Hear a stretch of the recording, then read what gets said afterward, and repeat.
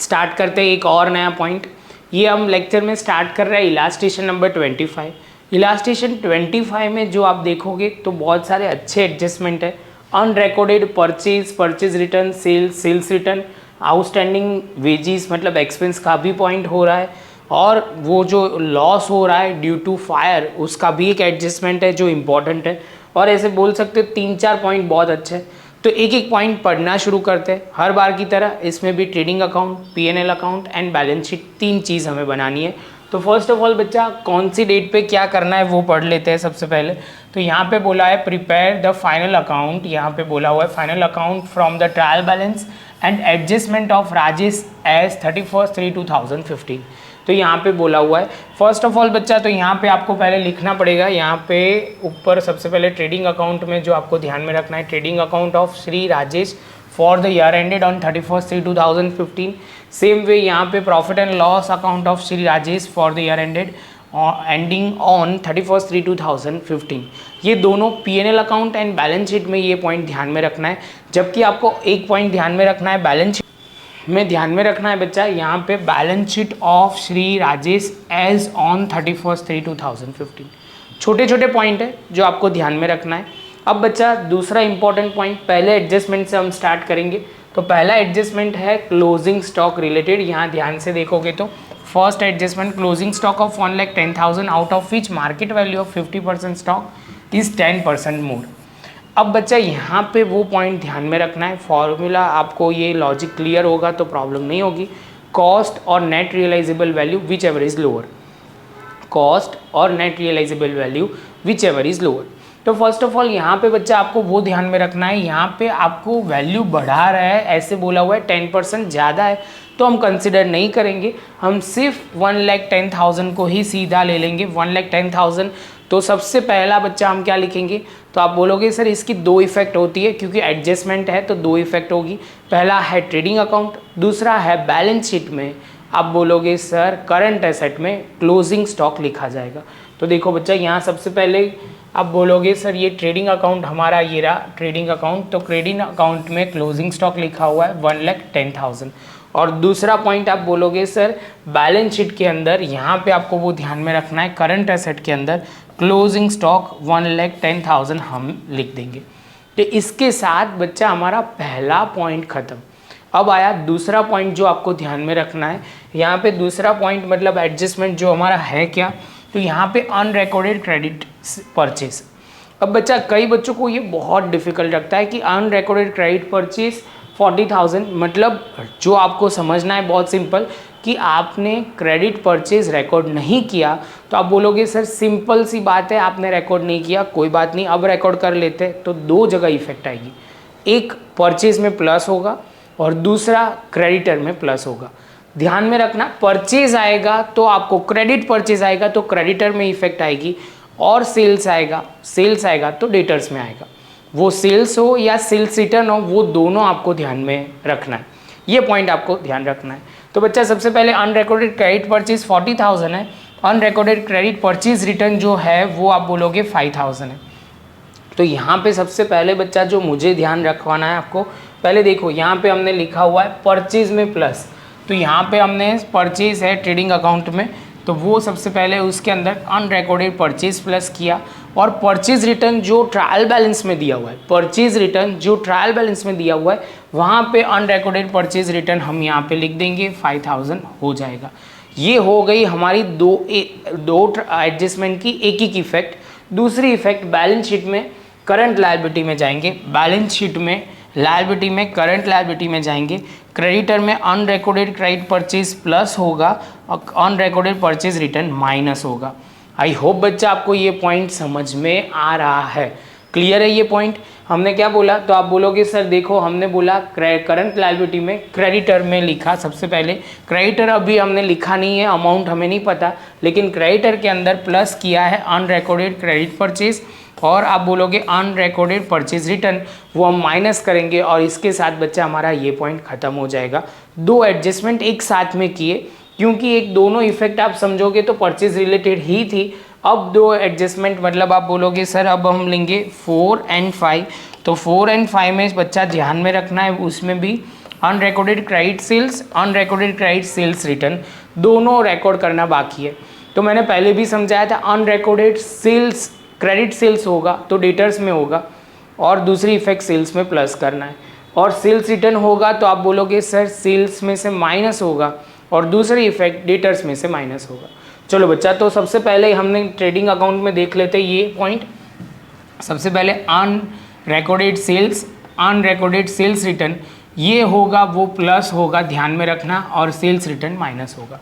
आपको ये पॉइंट ध्यान में रखना है बच्चा, एक पॉइंट ये ध्यान में रखना है, ये अनरिकॉर्डेड सेल्स रिटर्न जो है वो 15,000 हमने यहाँ लिख। चलो बच्चा, तो अब दूसरी इफेक्ट आप बोलोगे सर यहाँ पे हमें जो देना है वो है करंट एसेट में डेटर्स में प्लस करना है अनरिकॉर्डेड क्रेडिट सेल्स, और माइनस करना है अनरिकॉर्डेड क्रेडिट सेल्स रिटर्न। इसके साथ बच्चा हमारी 4 इफेक्ट ऐसे परचेज रिटर्न, सेल्स रिटर्न, इसकी 4 इफेक्ट हमने दे दी। मतलब आप ट्रांजेक्शन बोल सकते हो, ये हमने इतने एडजस्टमेंट कर दिए। एडजस्टमेंट नंबर 2, 3, 4 एंड 5 जो गुड्स के रिलेटेड ही थे, जो हमें ध्यान में रखना है। अब बच्चा बात आई आउटस्टैंडिंग वेजिस। तो आउटस्टैंडिंग वेजिस, पहले वेजिस होता कहाँ है, तो आप बोलोगे सर वेजिस होता है ऑलवेज, बोलो बच्चा, ट्रेडिंग अकाउंट में। तो ट्रेडिंग अकाउंट में होगा तो ट्रेडिंग अकाउंट में वेजिस प्लस होगा, और ये वेजिस पे करना बाकी है तो आप बोलोगे sir outstanding wages current liability में लिखा जाएगा। तो देखो बच्चा, सबसे पहले वेजिस यहाँ ढूंढ के लिखना है तो लिख ही देते हैं, तो एक काम खत्म हो जाए। तो यहाँ पे हमने वेजिस लिखा, वेजिस है 40,000, तो 40,000 सबसे पहले हम यहाँ लिखेंगे एज अ ट्रेडिंग अकाउंट में। तो यहाँ ट्रेडिंग अकाउंट में वेजिस लिखा 40,000 प्लस आउटस्टैंडिंग यहाँ पे हम लिखेंगे 10,000, टोटल हो जाएगा 50,000, और हम ये एडजस्टमेंट की इफेक्ट हो जाएगी। एक खत्म, 10,000 दे दिया। दूसरी इफेक्ट आप बोलोगे सर करंट लायबिलिटी में लिख देंगे। करंट लायबिलिटी में यहाँ पे हम लिखेंगे आउटस्टैंडिंग वेजिस 10,000। क्लियर? चलो बच्चा, ये रहा करंट। आप बोलोगे सर देखो ये करंट लायबिलिटी में आउटस्टैंडिंग वेजिस लिख देंगे। अब बच्चा दूसरा जो पॉइंट ध्यान में रखना है वो है हमारा यहाँ पे 9th नंबर का एडजस्टमेंट जो वेजिस के रिलेटेड है। थोड़ा ध्यान से समझना, जहाँ पे दिया हुआ है labour charges installation of machinery 5,000 wrongly debited to labour account. तो यहाँ पे बच्चा बोला हुआ है labour charges installation of machinery 5,000 wrongly debited to labour charges. Labour charges मतलब वेजिस में गलत जगह पे हमने ऐड कर दिया है। तो आप बोलोगे सर इसमें करना क्या होगा, तो वेजिस जो है वो वेजिस में से माइनस हो जाएगा, क्योंकि ये गलती हुई है, वेजिस में गलती से ऐड हो गया है। तो आपको याद हो तो डेप्रिसिएशन वाले कंसेप्ट में जब भी हम मशीनरी जब परचेज करते थे तब इंस्टॉलेशन चार्जेस मशीनरी में ही ऐड करते थे। तो गलती से यहाँ ऐसा बोला हुआ है कि गलती से ये लेबर में ऐड हो गया था, तो यहाँ से माइनस होगा। और दूसरा पॉइंट जो आपको ध्यान में रखना है, यहाँ पे आप बोलोगे सर नॉन करंट एसेट में मशीनरी में लेबर चार्जेस ऐड कर देंगे।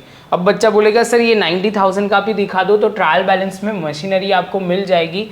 ये रहा मशीनरी, तो मशीनरी है हमारी 90,000, तो वो 90,000 लिखा, और यहाँ पे हमने लिख दिया उसके अंदर लेबर चार्जेस ऐड करके 95,000 लिख देंगे।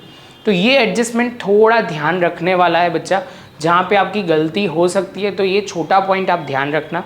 अब बच्चा आगे चलते हैं, तो यहाँ पे जो पॉइंट आ रहा है, अब एडजस्टमेंट नंबर हमारे सीक्वेंस के हिसाब से है, ये 6B खत्म हो गया। 7th है goods destroy by fire 10,000 and insurance company accept the claim of whole amount. अब बच्चे आपको याद हो तो हमें पहले वाले एडजस्टमेंट में ये पॉइंट, पहले वाले इलास्ट्रेशन में ये सम डिस्कस किया था, जहाँ पे बोला गया है कि आपका गुड्स जल गया है। कितना गुड्स जल गया है, तो बच्चा बोलेगा कि सर गुड्स जल गया है वो 10,000 का, और इंश्योरेंस कंपनी ने बोल दिया कि मैं पूरे 10,000 आपको दे दूंगा एज अ क्लेम। तो बच्चा यहाँ पे हमारा कोई भी लॉस नहीं हो रहा, गुड्स जितना जल गया वो परचेज में से माइनस होगा। तो गुड्स जल गया हमारा 10,000, तो परचेज में से यहाँ पे लिखेंगे लॉस फ्रॉम फायर, जहाँ पे बोलेंगे 10,000, और goods given other than sale, goods given and other than sale, ये आप बोलोगे सर ये ऑलरेडी हमने डिस्कस पहले किया हुआ है, तो आपको क्लियर हो जाएगा। तो ये पॉइंट आपको ध्यान में रखना है। दूसरी इफेक्ट, इंश्योरेंस कंपनी हमें पैसे देगी कितना, 10,000, तो हमारा जो क्लेम होगा वो कहाँ पे आएगा, तो करंट एसेट में, यहाँ पे करंट एसेट में इंश्योरेंस कंपनी 10,000 हम यहाँ पे लिखेंगे। तो ये एक साइड से मुझे पैसे लेना है तो इसके बाद बच्चा अभी जो हमें करना है वो है, हमें ध्यान रखना है, अब एडजस्टमेंट नंबर बोल सकते हो 1 to 7 सारे खत्म, अब 8 बाकी है। Goods of ₹5000 withdraw for personal use. तो बच्चा ये गुड्स अदर देन सेल जा रहा है तो परचेज में से माइनस होगा, परचेज में से माइनस होगा, और दूसरी इफेक्ट ड्राइंग में प्लस होगा।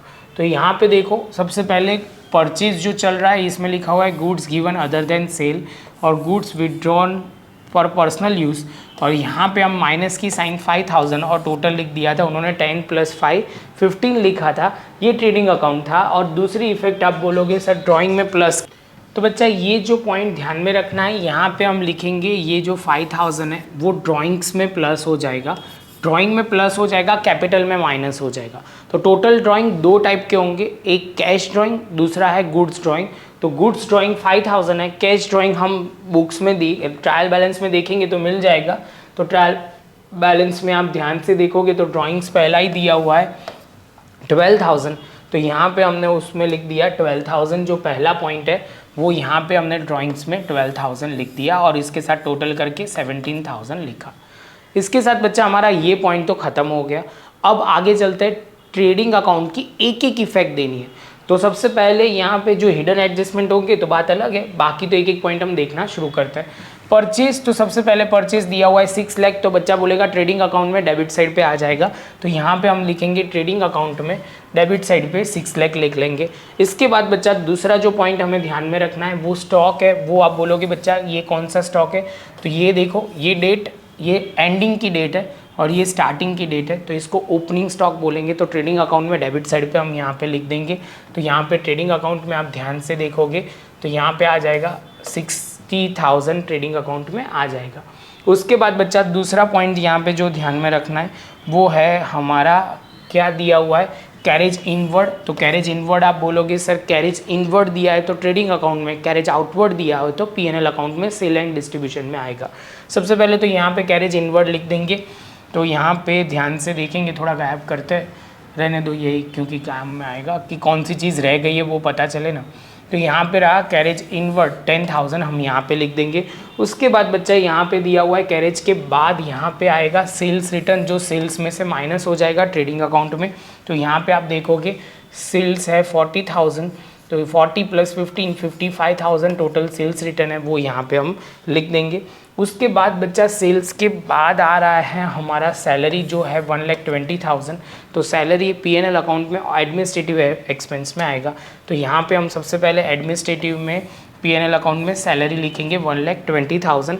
उसके बाद बच्चा यहाँ पे दिया हुआ है ऑफिस एक्सपेंस, जो वो भी एडमिनिस्ट्रेटिव में आएगा, तो टिक कर देते हैं, पीएनएल अकाउंट में आ जाएगा ऑफिस एक्सपेंस 80,000।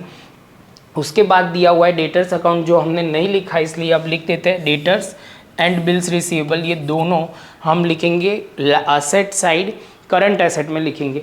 तो सबसे पहले यहाँ पे हम लिखेंगे, बैलेंस शीट में जाएंगे, बैलेंस शीट में सबसे पहले डेटर्स लिखा और यहाँ पे बिल्स रिसीवेबल लिखा 30,000। क्लियर। जैसे ये पॉइंट कंप्लीट होता है बच्चा, तो उसके बाद वाला जो पॉइंट ध्यान में रखना है वो है हमारा एडवर्टाइजमेंट एक्सपेंस। एडवर्टाइजमेंट एक्सपेंस वो है 50,000, तो आप बोलोगे सेलिंग एंड डिस्ट्रीब्यूशन एक्सपेंस में आएगा, किस में आएगा, पीएनएल अकाउंट में सेलिंग एंड डिस्ट्रीब्यूशन में। तो यहाँ पे देखो बच्चा सेलिंग एंड डिस्ट्रीब्यूशन में एडवर्टाइजमेंट एक्सपेंस 50,000 हम लिख देंगे। जैसे ये पॉइंट कंप्लीट होता है बच्चा, तो अब हमारा दूसरा पॉइंट है, आप बोलोगे स्टेशनरी एंड प्रिंटिंग, जो एडमिनिस्ट्रेटिव में आ जाएगा, किस में आएगा, एडमिनिस्ट्रेटिव एक्सपेंस के अंदर वो आ जाएगा स्टेशनरी एंड प्रिंटिंग 6,000, तो वो भी हो गया। उसके बाद बच्चा हमारा जो आएगा बिल्डिंग फर्नीचर, तो ये दोनों हमारी क्या है, तो आप बोलोगे सर दोनों हमारी नॉन करंट एसेट है, non current asset asset side पे आएगा। तो सबसे पहले हम यहाँ पे लिखेंगे, यहाँ पे आप बोलोगे सर देखो बिल्डिंग एंड फर्नीचर दोनों की अमाउंट हमने लिख दी। जैसे ये पॉइंट कंप्लीट होता है तो बच्चा अब दूसरा जो पॉइंट है वो ध्यान में रखना है, वो है रेंट। तो रेंट आप बोलोगे 12,000 हमारा आप बोलोगे एक्सपेंस है, तो एक्सपेंस है तो पीएनएल अकाउंट में डेबिट साइड पे हम लिख देंगे। तो यहाँ पे रेंट हमने लिख दिया एडमिनिस्ट्रेटिव में रेंट 12,000, तो ये भी हो गया बच्चा। अब मेजॉरिटी कवर होने को आए, बस एक ही पॉइंट बाकी है, इन्वेस्टमेंट इन 10% डिबेंचर। तो 1 लाख है जो हमारा इन्वेस्टमेंट है, तो अब ये ध्यान में रखना, एक हिडन एडजस्टमेंट समझाता हूँ। परसेंटेज दी है तो 1 लाख का 10% करोगे, 1 लाख का 10% करोगे बच्चा तो होगा कितना, तो आप बोलोगे 10,000। तो ये इनकम हमें मिलनी चाहिए एज ए इंटरेस्ट। तो यहाँ पे ध्यान से देखना है, इंटरेस्ट ऑन डिबेंचर यहाँ पे 10,000 दे दिया है तो कोई प्रॉब्लम नहीं है, कोई अक्रूड या ऐसा नहीं आएगा। नहीं होता तो हमें देखना पड़ता, अभी है नहीं तो हम टेंशन भी नहीं करेंगे। इंटरेस्ट ऑन इन्वेस्टमेंट जो होगा असेट साइड पे हम यहाँ पे लिखेंगे सबसे पहले। तो यहाँ पे इन्वेस्टमेंट हमने लिखा और यहाँ पे इन्वेस्टमेंट इन डिबेंचर ये 1 लाख हम यहाँ पे लिख देंगे। तो ये पॉइंट भी खत्म। इसके साथ बच्चा अब आगे चलते हैं, तो यहाँ पे अब क्या आएगा, इंटरेस्ट ऑन बैंक लोन। तो बैंक लोन थी कितनी, तो 2 लाख था, 2 लाख का 10% करते हैं तो भी 20,000 ही आता है। तो बच्चा कोई प्रॉब्लम नहीं है, सीधा हम लिखेंगे इंटरेस्ट लोन इंटरेस्ट जो फिनेंशियल चार्जेस में पीएनएल अकाउंट में आ जाएगा। तो यहाँ पे हमने लिखा है इंटरेस्ट ऑन बैंक लोन 20,000 आ जाएगा, इंटरेस्ट ऑन बैंक लोन आ जाएगा, फिनेंशियल चार्जेस के अंदर आ जाएगा। वो पॉइंट आपको ध्यान रखना है। जैसे ये पॉइंट कंप्लीट होता है बच्चा, तो यहाँ पे अब वो पॉइंट आगे चलता है। तो यहाँ पे आपको ये पॉइंट क्लियर। उसके बाद बच्चा यहाँ पे सबसे पहले कैपिटल की बात करता है। कैपिटल तो सबसे पहला हमारा पॉइंट है, कैपिटल क्रेडिट साइड पे है तो आप बोलोगे सर ये लायबिलिटी साइड पे कैपिटल पे ओपनिंग कैपिटल लिखा जाएगा। तो यहाँ पे हमने कैपिटल लिखा 4 लाख। दूसरा पॉइंट यहाँ पे जो ध्यान में रखना है वो कौन सा है, तो अब बच्चा है sales and purchase return. Sales है तो वो ट्रेडिंग अकाउंट में क्रेडिट साइड, और परचेज है जो परचेज रिटर्न में से माइनस हो जाएगा। तो यहाँ पे हम दोनों चीज़ टिक कर देते हैं। यह रहा हमारा सेल्स और दूसरा है परचेज रिटर्न, हम यहाँ पे लिख देंगे। तो ये हमारा पॉइंट क्लियर हो जाएगा। उसके बाद बच्चा जो पॉइंट है वो है हमारा डिस्काउंट रिसीव। तो discount receive, interest on debenture receive, 2 point है। तो पीएनएल अकाउंट में क्रेडिट साइड पे आएगा। तो पीएनएल अकाउंट में क्रेडिट साइड पे, तो यहाँ पे इंटरेस्ट ऑन डिबेंचर आ गया, डिस्काउंट रिसीव आ गया। तो दोनों पॉइंट आपको ध्यान में रखना है। इनकम है इसलिए क्रेडिट साइड पे आया हुआ है। उसके बाद कमीशन रिसीव भी है तो 2,000 वो भी पीएनएल अकाउंट में क्रेडिट साइड पे आ जाएगा। जैसे ये पॉइंट कंप्लीट होता है बच्चा, अब दूसरा पॉइंट जो ध्यान में रखना है, 10% बैंक लोन है। तो आप बोलोगे सर ये नॉन करंट लायबिलिटी है, नॉन करंट लायबिलिटी है। तो नॉन करंट लायबिलिटी हमारी जो होगी वो क्या होगी, यहाँ पे लिखेंगे लायबिलिटी साइड पे non current liability 10% loan 2 lakh हम यहाँ पे लिख देंगे। तो ये भी पॉइंट हो गया। इसके बाद बच्चा अब हमारा बचा हुआ है trade payable, creditor and outstanding rate. ये तीन हमारी लायबिलिटी है। तो तीन नॉन करंट लायबिलिटी में आ जाएगा। कहाँ पे आएगा बच्चा, तो नॉन करंट लायबिलिटी में यहाँ तीन आ जाएगा, creditors, outstanding rent and wages. अब बोलोगे सर एक चीज़ और थी, आउटस्टैंडिंग रेंट, वेजिस नहीं था, रेंट था, और यहाँ पे बिल्स पेएबल वो यहाँ पे हम लिख देंगे। इसके साथ बच्चा हमारा ये सारा पॉइंट ख़त्म हो जाएगा। तो आप ध्यान से देखोगे तो कोई भी पॉइंट हमारा अब छूटा मतलब बाकी नहीं रहा, सारे एडजस्टमेंट हो गए। तो अब बच्चा हम टोटल करना स्टार्ट करता है। टोटल में एक सिंपल रफली आइडिया देता हूँ, ये आपको क्लियर ही हो जाना चाहिए। पहले टोटल होगा क्रेडिट साइड का, वो टोटल हम यहाँ पे लिखेंगे, इसमें से सारे एक्सपेंस माइनस करेंगे तो ग्रॉस प्रॉफिट आएगा, जिसमें लिखेंगे ट्रांसफ़र टू पीएनएल अकाउंट। वो प्रॉफिट यहाँ से ये एरो किया हुआ है पीएनएल अकाउंट में क्रेडिट साइड पे जाएगा। क्रेडिट साइड पे जाते ही आप बोलोगे सर यहाँ आ जाएगा, तो ये पॉइंट आपको क्लियर करना है। टोटल होगा, उसमें से सारे एक्सपेंस माइनस करेंगे तो यहाँ पे हम लिखेंगे net profit transfer to capital account, transfer to capital account. ये भी अकाउंट क्लोज हो जाएगा। ये कैपिटल अकाउंट में यहाँ पे आपको वो ध्यान में रखना है, कैपिटल में हम ट्रांसफ़र करते हैं तो नेट प्रॉफिट लिखेंगे, उसमें प्लस करके यहाँ तक पहुँचेगा, प्लस माइनस ड्राइंग माइनस हो जाएगा, और फाइनल आंसर जो हमारा है वो टोटल करेंगे तो 830। तो बच्चा ये सम है सिंपल, सब्जेक्ट टू आपको कंसेप्ट क्लियर होगा तो बच्चा मिलते हैं नेक्स्ट लेक्चर में।